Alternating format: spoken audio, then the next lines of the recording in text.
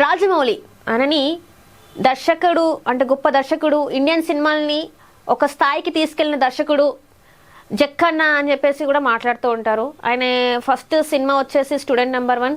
అంతకుముందు ఈటీవీలో శాంతి నివాసం అనే సీరియల్ కూడా తీసిండు. రాజమౌళి అనేది ఏంటంటే రాఘవేందర్ రావు గారి శిష్యుడు అని చెప్పుకుంటారు. ఎన్టీఆర్ గారికి మంచి ఫ్రెండ్ అని కూడా చెప్పుకుంటుంటారు. సో ఇట్లాంటివన్నీ ఆయన అంటే ఇండస్ట్రీలో తనకంటూ మంచి గట్టి బ్యాక్గ్రౌండ్ అయితే ఉంది రాజమౌళికి. సో ఇట్లాంటి రాజమౌళి తన ప్యాషన్తోని సినిమాలు తీస్తూ ఇండియన్ సినిమా ఏదైతే స్టేటస్ ఉందో దాన్ని ఒక రేంజ్లో పెట్టాడు అనేది అది అందరు తెలిసిందే, అది వాస్తవనే అనుకోవాలి. కానీ మనకి ఒకసారి ఒక స్థాయి వచ్చిన తర్వాత మన నోట్లో నుంచి ఏం మాటలు వస్తున్నాయి అనేది ఖచ్చితంగా గుర్తుపెట్టుకొని ఆచి తూచి ఒక మాట మన నోట్ల నుంచి వదిలే ముందు ఏం మాట్లాడుతున్నాం, మనం అసలు దేని గురించి మాట్లాడుతున్నాం అనేది ఇక్కడ ఉండాలి.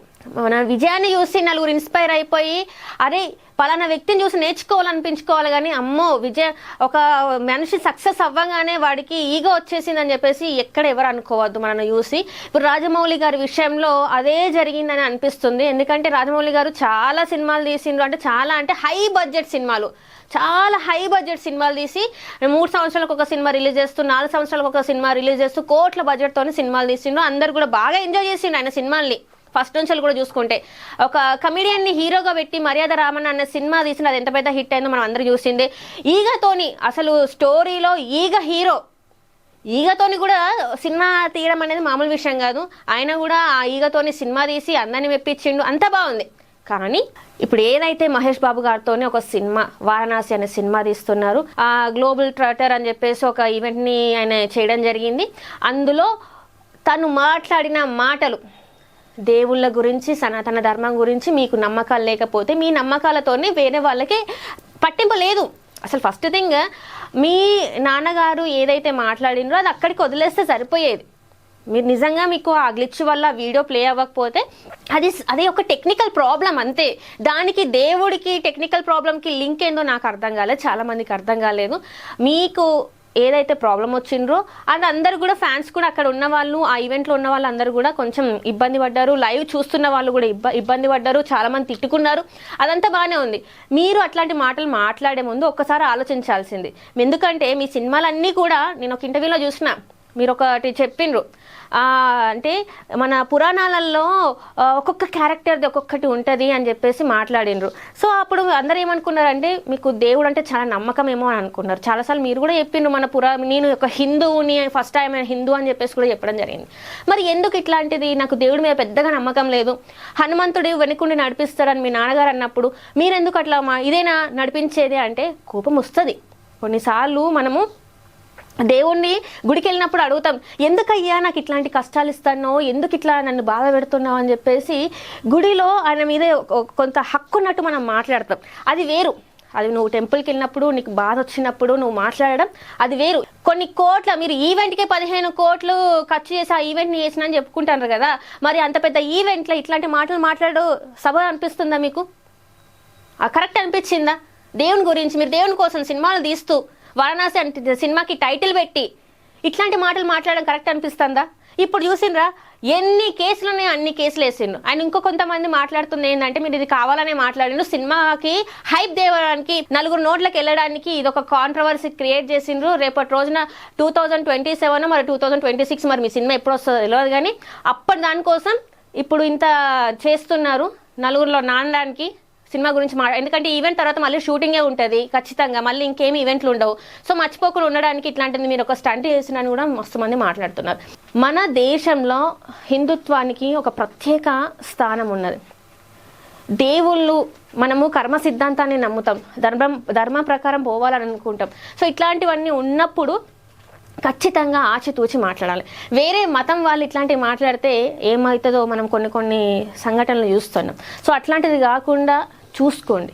మీ నమ్మకాలు మీకున్నప్పుడు మీరు అదే విధంగా నడుచుకోండి. కానీ మీది ఏదైతే మీ ఫీలింగ్ ఉందో 10 మంది మధ్యలో పెట్టేసి దాన్ని కాంట్రవర్సీ క్రియేట్ చేసేసి ఈరోజు ఇంత పెద్ద దానికి మీరు చేయాల్సిన అవసరం లేదని ఫస్ట్ థింగ్ ఒక్కసారి చూద్దాం రాజమౌళి ఏం మాట్లాడిందో ఏందనేది. నాకు దేవుడి మీద పెద్ద నమ్మకం లేదండి. నాన్నగారు వచ్చి ఇందాక హనుమ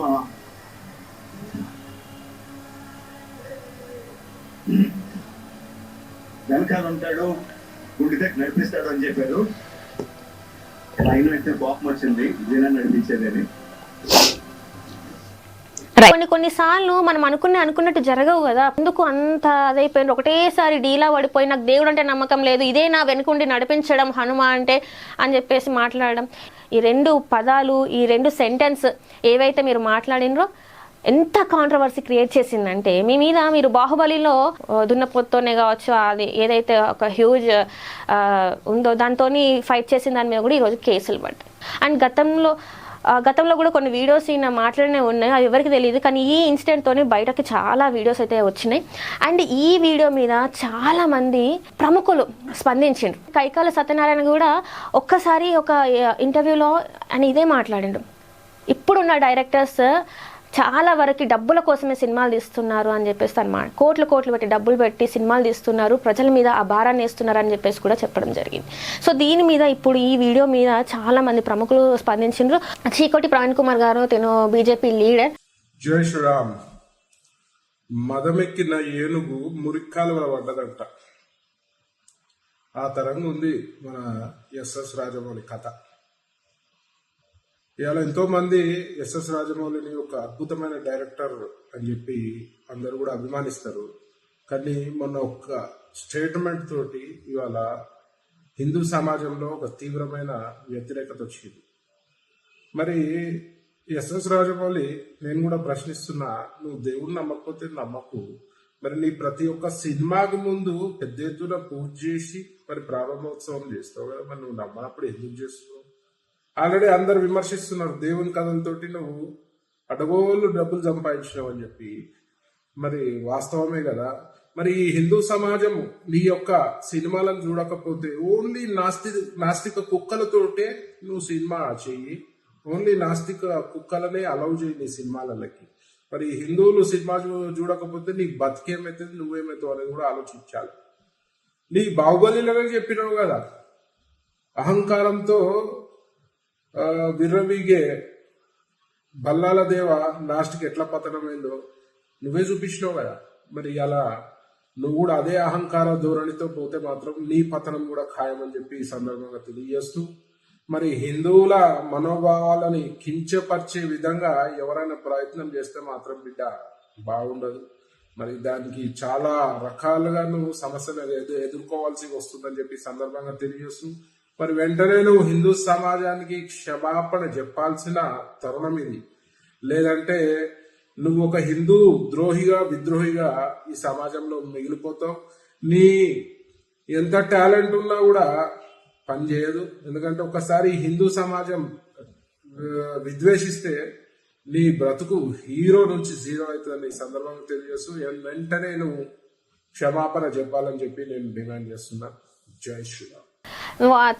తను కూడా మాట్లాడేది ఏంటంటే, మీరు సినిమా స్టార్ట్ చేసేటప్పుడు సినిమాకి అంటే ముహూర్తం షాట్కి ముందు దేవునికి పూజ చేసి మరి ముహూర్తం స్టార్ట్ చేస్తారు కదా, మరి దేవుని మీద నమ్మకం లేనప్పుడు ఇట్లాంటి పూజలు ఎందుకు చేస్తున్నారు అని చెప్పేసి క్వశ్చన్ చేసిండు. రైట్, బాగుంది. అండ్ ఇక్కడ ఇంకొక క్వశ్చన్ కూడా తను రేజ్ చేసింది ఏంటంటే, మీ సినిమాలకి ఓన్లీ ఎథిస్ట్లని అంటే దేవుని పైన నమ్మకం లేని వాళ్ళని మరి పిలిపించి సినిమాలు చూపెట్టండి. తెలుగు సినిమాని స్టేటస్ని ఎక్కడో అంటే ఇంటర్నేషనల్ లెవెల్లో మీరు పెట్టడం జరిగింది. ఆస్కార్ లెవెల్లో మీ సినిమాలు అక్కడ వరకు వెళ్ళి ఆస్కార్ కూడా విన్ అయిన సినిమాలు మీవి. సో ఒక్కసారి మీకు ఆస్కార్ రాగానే ఇప్పుడు ప్రవీణ్ గారు కూడా చెప్తుంది అదే, అంటే మీకు పెరిగిపోయిందా, మీ అహం పెరిగిపోయిందా? ఎప్పుడైనా కూడా మన రూట్స్ గుర్తుపెట్టుకోవాలి కదా. అమృతం సీరియల్లో మీరు యాక్ట్ చేసింది మీకు గుర్తుందో లేదో కానీ మీ ఆవిడ గారు మీరు యాక్ట్ చేసింది నాకు ఇంకా బాగా గుర్తుంది, ఎందుకంటే నేను అమృతం చూసుకుంటూ పెరిగిన అమ్మాయిని. సో మీరు అట్లా సీరియల్స్ చేసుకుంటూ అట్లా ఉండి ఈరోజు ఈ స్థాయికి వచ్చింది. ఇంత బాగా డబ్బులు సంపాదించుకోవడానికేమో మీకు దేవుళ్ళు కావాలి. సీరియస్ చెప్తున్నా కదా, మీకు దేవుళ్ళ మీద నమ్మకం లేదు అది పక్కన పెడితే మీరు కమర్షియల్ యాంగిల్లోనే సినిమాలు చూస్తారు. కమర్షియల్ యాంగిల్లోనే మీరు ఇప్పుడు ఏదైతే మన పురాణ ఇతిహాసాలు ఏవైతే ఉన్నాయో వాటిని కూడా మీరు కమర్షియల్ యాంగిల్లోనే చూస్తున్నారు. మీరు చూడండి, అది మీ ఇష్టం, అది మీ స్వేచ్ఛ. కానీ మీరు ఏదైతే ఉందో అది ఎదుటి వాళ్ళ మీద రుద్దే ప్రయత్నం మాత్రం చేయకండి. కానీ ఈ రోజు మీరు మాట్లాడింది మాత్రం అందరు కోరేది ఏంటంటే, మీరు హిందువులందరికీ సారీ చెప్పాలి. అని చెప్పేసి చాలా మంది అడుగుతున్నారు. మీరు ఒక వీడియో క్లిప్ని మీరు ఏదైతే మాట్లాడారో అది నేను తప్పుగా మాట్లాడినా, ఒక ఫ్రస్ట్రేషన్లో మాట్లాడాను, నన్ను అందరు క్షమించండి అని చెప్పేసి మాట్లాడితేనేమో మీకు నెక్స్ట్ ఉంటుంది, లేకపోతే మీ సినిమా ఇంకా మరి కోట్లు పెట్టి సినిమాలు ఇస్తున్నారు, మరి అదేమవుతుందో ఇక మీకే మీ ఊహకే వదిలేస్తున్నా. మీరు అంటారు కదా మీ సినిమాలు ఇట్లా అట్లా అని చెప్పేసి విఎఫ్ కోసం ఇక్కడికి పోయినాం, ఆ స్టేట్ పోయి ఈ స్టేట్కి పోయినాం, ఈ కంట్రీ ఆ కంట్రీ అని. ఇక మీ సినిమా ఏ కంట్రీలో ఆడరు. ప్రభాస్తోని శివలింగం లేపట్టినావు, దాంట్లో కోట్లు రూపాయలు సంపాదించుకున్నావు ఆ మూవీతోని, ఫస్ట్ పార్ట్ సెకండ్ పార్ట్తోని. మళ్ళా మా హిందూ దేవుళ్ళ పైన నీకు నమ్మకం లేదు. మా హిందువులకి ఒక మాట చెప్పాలనుకున్నా, ఇది ఈ రాజమౌళిది ఇది ఫస్ట్ కామెంట్ కాదు. గతంలో కూడా భగవాన్ శ్రీకృష్ణ దాసులు అంటే ఉంటాయి కదా, 16,000 దాసులు కాదు లవర్ అని ఈ విధంగా ఆయన గతంలో కూడా కామెంట్ చేసిండు. మళ్ళా నాకు రాముడి పైన విశ్వాసం లేదు, రాముడి స్టోరీ బోరింగ్ స్టోరీ అని కూడా ట్వీట్ కూడా గతంలో చేసిండు. ఇప్పుడు హనుమంతు పైన కామెంట్ చేసిండు. నా హిందువులారకి ఒక నివేదిక చేస్తున్నా, ఇట్లాంటి ఫాల్తూ డైరెక్టర్ ఫాల్తూ ప్రొడ్యూసర్ పైన కంప్లైంట్ ఇవ్వండి. ఇట్లాంటి వ్యక్తులకి జైల్లో పడేస్తే అర్థమవుతుంది, హిందూ దేవుళ్ళ పైన కామెంట్ చేస్తే అసలు ఏమవుతుంది నా గతి అని ఈయనకి అర్థమవుతుంది. అదేవిధంగా ఈ ఫాల్తూ డైరెక్టర్ ప్రొడ్యూసర్ తీసిన మూవీ ఎవరు కూడా చూడకండి. మనం చూస్తాం కోట్ల రూపాయలు, 100 కోట్ల రూపాయలు, 1000 కోట్ల రూపాయలు ఈయనకి సంపాదిస్తాం. అందుకోసం ఈ నాస్తికుడు మన ధర్మం పైన ఏ నోరుకొస్తే అది కామెంట్ చేస్తుండ్రు. అందుకోసం మన హిందువులకి కొద్దిగా అర్థం కావాలి, మన ధర్మం పైన, మన దేశం పైన, మన సమాజం పైన ఎవరైనా తప్పుగా కామెంట్ చేస్తే ఆయన గతి ఏమైతుంది, కొద్దిగా మన హిందువుల్లో ఒక అవేర్నెస్ వచ్చే ఇప్పుడు అవసరం ఉన్నది. బీజేపీ బహిష్కృత నేత రాజాసింగ్ ఎమ్మెల్యే గారు తను కూడా చెప్పేది ఏంటంటే, తను మాట్లాడింది ఏంటంటే కమర్షియల్, శ్రీకృష్ణుడు అంటే కమర్షియల్ అంట, రాముడు అంటే బోరింగ్ అంట. మరి అసలు రాముడు ఏకపత్ని వ్రతుడు. అసలు ఆయన స్టోరీ వింటే అసలు నిజంగా రామాయణంలో రాముడు తీసుకున్న నిర్ణయాలు, ధర్మం కోసం 4 పాదాల మీద ధర్మం నడవడానికి తను ఎంత లోపల అంటే ఎలాంటి సిచ్యువేషన్స్ ఎదుర్కొన్నాడు. ఆఖరికి తన భాగస్వామిని కూడా దూరం పెట్టాల్సిన పరిస్థితి వచ్చింది. అసలు మొత్తం రామాయణం గురించి రాజమౌళికి తెలుసా తెలియదు అనేది కూడా నాకు ఇప్పటికీ తెలియదు. సీతాదేవి గురించి ఎట్లా పడితే అట్లా మాట్లాడుతూ ఉంటారు, బోరింగ్ అని. ఆ బోరింగ్ అంటే ఏంటి నాకు అర్థం కాదు. పురాణాలు ఇతిహాసాలు బోరింగ్ అని మీరు ఎట్లా చెప్తారు నాకు అర్థం కాదు. శ్రీకృష్ణుడికి ఏమో 16,000 మంది గోపికలు, సో కమర్షియల్ ఉంటుంది, మనం సినిమాలు తీయడానికి బాగుంటుంది, స్టోరీస్ ఆ లైన్తోనే సినిమాలు అన్నీ వస్తాయి. సో రాముడి గురించి తీస్తేనేమో బోరింగ్ ఉంటుంది అంటే సినిమాలు చూడాలంట, కృష్ణుడి గురించి సినిమాలు తీస్తేనేమో కమర్షియల్గా హిట్ అవుతాయంట. ఆయన అంతా ఒకటే అవతారం, అది గుర్తుపెట్టుకోండి. ఫస్ట్ ఒక్కసారి ఫేమ్ వచ్చింది, గొప్పగా అయిపోయినాం అనుకునేసరికి అన్నీ నోటికి ఎంత వస్తే అది మాట్లాడేయాలి. ఇక మన అనేటోడు ఎవడున్నాడు, అంతే కదా. మీరు ఇప్పుడు the biggest director in the world అని చెప్పేసి మీ సినిమాలు ఆస్కార్కి వచ్చేసినాయి కాబట్టి మీరు ఏం మాట్లాడినా ఏం కాదు. ఒక్కసారి హిందువులందరూ మీ మీద మళ్ళబడితే ఏమవుతుంది అంటే ఘోరంగా ఉంటుంది కాన్సిక్వెన్సెస్, అవి మీరు ఫేస్ చేయలేరు. బండి సంజయ్ గారు కూడా దీని మీద స్పందించడం జరిగింది. చాలా మంది అంటా ఉంటారు, బండి సంజయ్ తెల్లదశ హిందుత్వమే మాట్లాడు, హిందూ ముస్లిం మధ్య విభేద సృష్టించని చాలా మంది అంటారు. ఏమైనా ఇస్తాంటారు, సోషల్ మీడియా పెడతాంటారు. నేను అవి ఎవ్వరూ పట్టించుకోను. ఇవాళ ఈ దేశ చరిత్రను తెలుసుకోవాలి. మన స్వార్థ రాజకీయాల కోసం ఈ దేశ ఐక్యతను, సనాతన ధర్మాన్ని, మన సంస్కృతి సాంప్రదాయాలను వాటిని విమర్శించే ప్రయత్నం చేస్తే పాకిస్తాన్, బంగ్లాదేశ్ లాంటి దేశాలకు ఈ దేశంలో విచ్ఛిన్నం చేసేటువంటి అవకాశం ఇచ్చిన వాళ్ళ విషయాన్ని గుర్తుంచుకోవాలి. ఈ సనాతన ధర్మము, మన సంస్కృతి సంప్రదాయాలే మనకు పెద్ద ఆస్తి. వాటిని స్ఫూర్తిగా తీసుకుని మనం ముందు పోతున్నాం. ఇవాళ అవి లేకుంటే మన దేశం ఎక్కడిది, మనం ఎక్కడిది. ఈ దేశం యొక్క మధ్య మనకు బలం వల్ల చెప్తున్నా. ఈ దేశంలో హిందూ సనాతన ధర్మంలో మనకు బలం, ఈ దేశంలోని సంస్కృతి సంప్రదాయాలే మనకు బలం.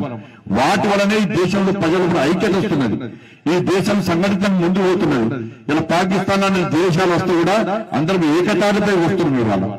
ఇవాళ ఆపరేషన్ సింధూరు మనం మర్చిపోదు. ఇప్పుడు కూడా ఇవాళ మన మతం పేరు చెప్పి అవయవారం చూసి ఇలా పాకిస్తాన్ అంటే ఉగ్రవాదులు వచ్చి అంతమంది హిందువులు హతమారిస్తే దేనికోసం మతం మార్చారు? అటువంటి హిందూ ధర్మం ఉండద్దు అనుకుంటే అది మూర్ఖత్వం అవుతుంది. అది కాబట్టి దయచేసి స్వార్థ రాజకీయాల కోసం మనం ధర్మాన్ని ఏలవేసే ప్రయత్నం చేయదు, మన సనాతన ధర్మాన్ని సంస్కృతి సంప్రదాయాన్ని ఏలవేసే ప్రయత్నం చేయదు. బండి సంజయ్ గారు కూడా చెప్పేది ఏంటంటే ఇక్కడ మన దేశము, మన దేశమట్టి అంటే మన హిందుత్వంలో ఉన్న గొప్పతనం వల్లనే ఈరోజు మనం ఇంత బాగున్నాం. ఇదే మన రూట్స్ని మర్చిపోతే ఇంకా ఏముండదు, దేశం లేదు, ఏమీ లేదు. ఈరోజు మనము ఆపరేషన్ సింధూర్ లాంటివి ఎదుర్కొంటున్నాం, అంటే చేస్తున్నాం. అటునుంచెల్లి అంత పెద్ద దాడి చేస్తున్నా కూడా మనం ఇటు సైడ్ నుంచి ఇంత గట్టిగా ఇస్తున్నాం అంటే అది దేశం మీద భక్తి వల్లనే, మనం నమ్ముకున్న ధర్మం వల్లనే అని చెప్పేసి బండి సంజయ్ గారు కూడా చెప్పడం జరిగింది. చాలా మంది వ్యతిరేకిస్తున్నారు. రాజమౌళి సార్, మీకు నిజంగా అర్థమైతలేదు ఏం జరుగుతుంది అనేది. ఒక్కసారి కాన్షియస్లోకి రండి, మంచిగా ఒకసారి ఆలోచించుండ్రి, మనం ఏం మాట్లాడుతున్నాం ఏందని ఒక వీడియో తీసి పెట్టుండ్రి. మీ అందరికీ సారీ, నా ఇంటెన్షన్స్ అవి కాదని చెప్పుండ్రి. ఇప్పటికి కూడా మీరు ఇంకా ఎందుకు స్పందిస్తలేరో అర్థం కావట్లే. మాధవి లత గారు కూడా మాట్లాడడం జరిగింది. రాజమౌళి గారు, మీకు ఇబ్బంది కలిగింది, మీ వీడియో రకరకాల చోట్లకి ఏదో ఇబ్బంది కలిగి మీరు రిలీజ్ చేయలేకపోయారు. ఎవరి కష్టాలు వాళ్ళకు ఉంటాయి, కాదనట్లేదండి. కానీ ఆంజనేయ స్వామి వెనకుండి నడిపిస్తాడు అని మీ నాన్నగారు అన్నారు. అది ఇప్పుడు భావ్యంగా అనిపించట్లేదు మీకు అన్నారు కదా. పోనీ బాహుబలి సినిమాలో కోట్లు సంపాదించారు కదండి శివలింగాన్ని ఎత్తిపించి పాపం ప్రభాస్ గారితో. అప్పుడేమన్నా శివుడి మీద ఏమైనా దానకం చదివారా మీరేమన్నా? ఏ శివాలయానికి ఏమన్నా దాన ధర్మాలు చేశారా? ఆ రోజు చేసింది లేదు, ఈ రోజు తిట్టుకోవడం ఎందుకండి ఆంజనేయ స్వామిని చెప్పండి. కుల వృత్తిలో వ్యక్తులు అంటే కుమ్మరివాడు ఆ కుమ్మరి వస్తువులని, కంసాలివాడు తన కంసాలి వస్తువుని, డాక్టర్ తాను సర్జరీలో వాడే సర్జరీ వస్తువులని, వీటిలన్నిటినీ దైవంగా భావిస్తారండి. భగవంతుడు డబ్బు సంపాదనకి వాడుకోండి, కాదనట్లేదు. కనీసం డబ్బు సంపాదనకి ఉపయోగపడ్డాడు భగవంతుడు అని ఆయన పట్ల ఒక గౌరవం ఉంచడం మీలాంటి వాళ్ళకి, మాలాంటి వాళ్ళకి, మనందరికీ సామాజిక స్ఫూర్తిగా ఉండాలి. ఎందుకంటే ప్రజలు మనని చూసి మన మాట విని చైతన్యవంతమవుతారు. అంత బేలలాగా మీరు ఎవరో ఏదో షాట్లు మీకు కొట్టేశారు కాబట్టి మీకు ఆంజనేయ స్వామి వెనక లేడని మీరు భావించడం, ఆ తర్వాత వెంటనే సమస్య తీరిపోగానే చిన్నపిల్లలాగా వేసేసుకోవడం, ఇంకా నిలకడెక్కడుంది రాజమౌళి గారు మీ అంత పెద్ద మనిషికి కూడా. మాధవీలత గారు కూడా చెప్పేది అదే. మరి బాహుబలి టైంలోనేమో శివలింగాన్ని ఎత్తుకొని అందరూ అదే మాట్లాడుతున్నారు. బాహుబలి టైంలోనేమో శివలింగాన్ని ఎత్తుకొని కోట్లు సంపాదించను, అప్పుడేమో శివుని అనుగ్రహం దక్కిందా? ఈరోజు నీ వీడియో అక్కడ ఏదో టెక్నికల్ ఇష్యూ వచ్చి అది ప్లే అవ్వకపోతే హనుమాన్ది తప్పైపోయిందా అని చెప్పేసి మాట్లాడుతున్నారు. అండ్ ఇంకొక విషయం ఏంటంటే మీకు అర్థం కావట్లేదు, చాలామంది బజరంగి అంటే హనుమాన్కి ఆయనకి సపరేట్ ఫ్యాన్ బేస్ ఉంటుంది మన హిందుత్వంలో. మీకు అది అర్థం కావట్లే. బజరంగ్ అంటే మీరు ఎప్పుడన్నా చూసారో లేదో, మనకి ఇక్కడ సిటీలో హనుమాన్ జయంతి ఎట్లా సెలబ్రేట్ చేస్తారంటే ఇంక కన్నులకి పండుగనే అట్లా ఉంటుంది, అట్లా సెలబ్రేట్ చేస్తారు. ఆయనకి ప్రత్యేకంగా దేవుళ్ళల్లోనే హనుమాన్కి ప్రత్యేక ఫ్యాన్ బేస్ ఉన్నది. ఒక చిన్న మాట అన్నారు, చిన్న మాట అననీయరు. ఆయనకు అంత గొప్ప అంటే రామాయణంలో యుద్ధం జరిగే టైంలో హనుమంతుడు ఒక్కడు ఉంటే చాలనుకున్నారంట. అర్థమవుతుందా? హనుమంతుడు ఒక్కడు బ్రతికుంటే సీతాదేవి దగ్గరికి వెళ్ళి తెచ్చుకునేంత బలం ఉంటుందంట. హనుమానికి ఏమన్నా అయితే ఎంతమంది బతుకున్నా కూడా వేస్ట్ అని చెప్పేసి అక్కడ ఆ స్టోరీలో ఉంటుందంట. ఒకసారి మీరు చూడండి, స్టోరీలు వినండి. ఎందుకంటే మీరు డైరెక్టర్ కదా, మీరు స్టోరీ టెల్లింగ్లో సిద్ధహస్తులు అని చెప్పేసి కూడా నేను విన్నా. మరి ఇవన్నీ స్టోరీలు కూడా మీరు తెలుసుకోండి. అసలు హనుమాన్ చరిత్ర ఒకసారి తెలుసుకునే ప్రయత్నం చేయండి. 2 మాటలతోని మీరు సంపాదించుకున్న పేరు, ప్రతిష్ట అన్ని గంగలో కలుపుకున్నారు మీ అంతటా మీరే. అండ్ మీరు రాముని గురించి, కృష్ణుని గురించి, ఈరోజు హనుమాన్ గురించి మీరు మాట్లాడిన మాటలు ఏవైతే ఉన్నాయో అవి మీకు మీ కుటుంబానికే మంచిది కాదు. విశ్వ హిందూ పరిషత్ రవినూతల గారు కూడా మాట్లాడడం జరిగింది. రాజమౌళికి డబ్బు, మదం, అహంకారం తలకెక్కింది. అందుకే హిందువుల విశ్వాసాలు గాయపడేలాగా పిచ్చి పిచ్చిగా మాట్లాడిండు. యావత్ హిందూ సమాజం గడిచిన 2 రోజులుగా ఆందోళన వ్యక్తం చేస్తుంటే తన ద్వారా జరిగినటువంటి పొరపాటుకు క్షమాపణ చెప్పుకోవడానికి కూడా ఆయనకు మనసు వస్తలేదు. రాజమౌళి భక్తుల ఆగ్రహం కట్టలు తెంచుకుంటే లంకా దహనం సీన్లను ఎట్లుంటాయో నీకు డైరెక్షన్ చేసి చూపెడతారు. అప్పుడు నమ్ముతావేమో మరి నువ్వు హనుమంతుడు ఉన్నాడు అని. హెచ్చరిస్తున్నాం, బేషరతుగా క్షమాపణ చెప్పు. ఇంకో డిమాండ్ చేస్తూ ఉన్నాం మేము ఈ రోజున. తెలుగు చిత్ర పరిశ్రమ లోపట జిహాదీ మాఫియా నిధులు ఉన్నాయి. అందుకే అనేక సినిమాల లోపట చిత్ర నిర్మాతలు కానీ లేదంటే చిత్రాల లోపట కానీ హిందువుల యొక్క విశ్వాసాలను గాయపరిచేలాగా, దేవీ దేవతలను అవమానించేలాగా, హిందూ కుటుంబ వ్యవస్థను కించపరిచే విధంగా, హిందువుల యొక్క జీవన విలువలను అపహాస్యం చేసేలాగా, మన యొక్క ఆధ్యాత్మిక కేంద్రాలను విశ్వాసాలను కించపరిచేలాగా సీన్లు పెడతా ఉన్నారు. జాతీయ దర్యాప్తు సంస్థ అనేక కేసులను దర్యాప్తు చేస్తూ ఉంది. ముంబై లోపట మాఫియా దీని వెనకాల ఉన్నది. అందుకే తెలుగు చిత్ర పరిశ్రమ లోపట జిహాదీ మాఫియా నిధులపైన కూడా సమగ్రమైనటువంటి దర్యాప్తు జరపాలని కూడా డిమాండ్ చేస్తూ ఉన్నాం.